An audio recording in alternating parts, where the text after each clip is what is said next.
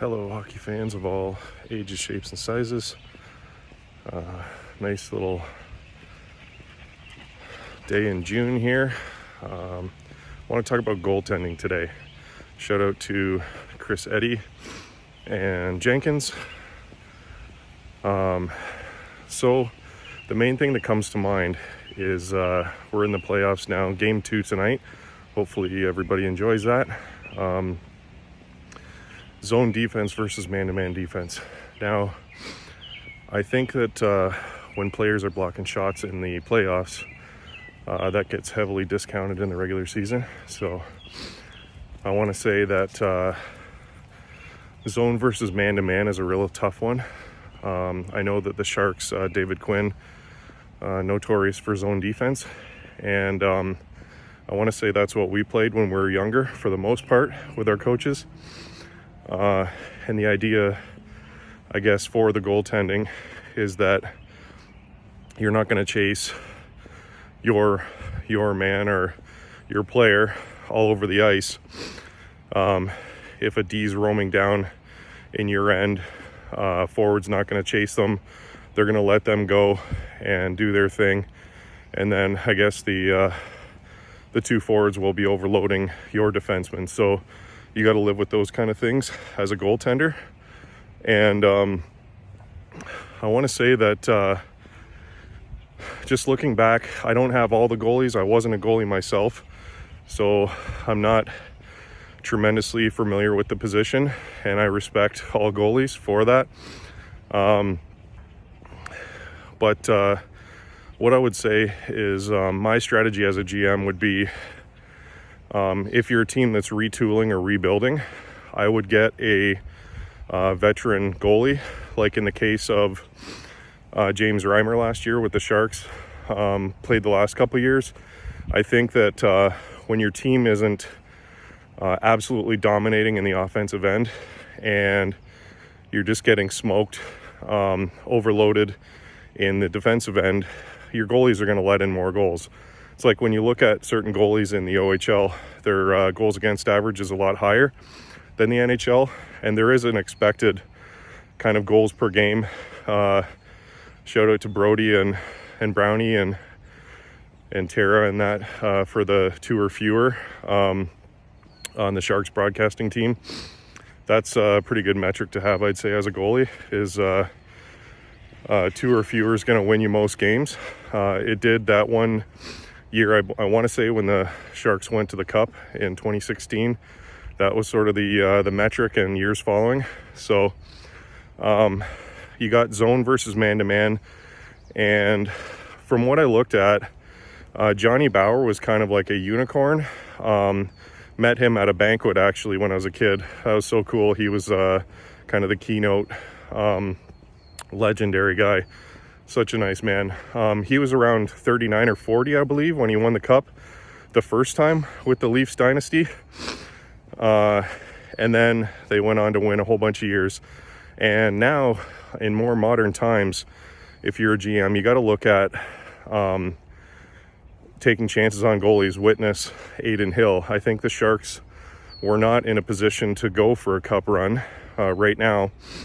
And people can argue till they're blue in the face, like, oh, that was a terrible trade for a 4th rounder, but he was injured for the Sharks that year, and other guys were stepping up. So it's a tough call, but I want to say, looking at almost all the goalies, they're often winning when they're 21 to 25. Marc-Andre Fleury, Andrei Vasilevsky,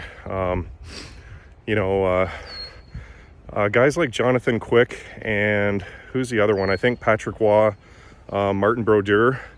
They kind of they won sort of in the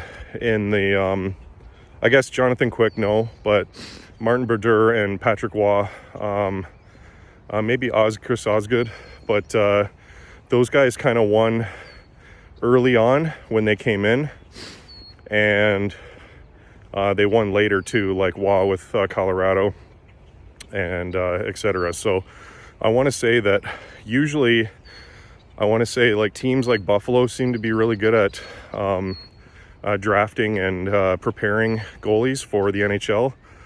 So look at them for goalie development, whatever they're doing. Shout out to Leafs Nation and Carter Hutton for those few episodes. That was pretty cool. I remember going to a game actually and seeing Hutton play. He played really well against the Sharks. Always tried to get my Sharks in nearby, like Detroit or Chicago or Buffalo and that. Never made it to New York for a game. Would love to someday.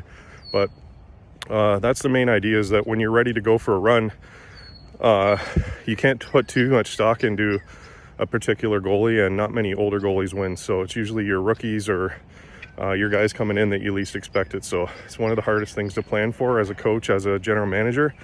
And a lot of it depends on your defensive system. Is it zone or man-to-man? And how much are your players willing to block shots in the regular season? Like I said, that's heavily discounted because players are just, diving in front of pucks and going down, and their teammates are cheering them on while they're taking injuries to stop, the shot count from cranking up near 50 in the playoffs. So that's a huge thing that, depending on how your defense is playing, that makes the goalie look a lot better, and it makes the goalie look a lot worse. So goalies are one of those really, really hard things to kind of justify big contracts like a Bobrovsky. And I want to say, like I said before, my heart's with Florida, but my head's with Vegas, I think, in 6. And I think that based on stats, it does favor Adin Hill in this circumstance. Coming in like a younger guy, that's when a lot of the goalies have won in history. So if Bob does go on to win it, and my heart's with Florida, but I guess to me, whoever wins this game is probably going to win the cup. So, and it's not for sure, but I would say it's in Florida's interest to put it all on the table and try to go for a split. Do whatever you can to, and that first game was really tight, really close until later on in the game. So I do think that Florida looked really out of gas in the later, probably second period and third period. They looked like they were really gassed and tired. And kudos to some of the announcers and former hockey players, alumni that were saying that when you have this huge layoff and your emotions are in it, you can kind of like do a full dump of your gas right in the beginning, and then near the end you're out of gas at the end of the game. But as the series goes on, like Florida came back against Boston, I believe they split though. So I would say it's never over. If the home team wins 2 games, they are on the road. But I'd say in this circumstance, it does favor Florida for a split in this scenario versus Vegas wins 2 and Florida having to win 2 at home. But you never know what happens, right? It appeared to me like they were really rusty. So like I said, I think that the winner of this game probably takes the series. So cheers everybody, enjoy.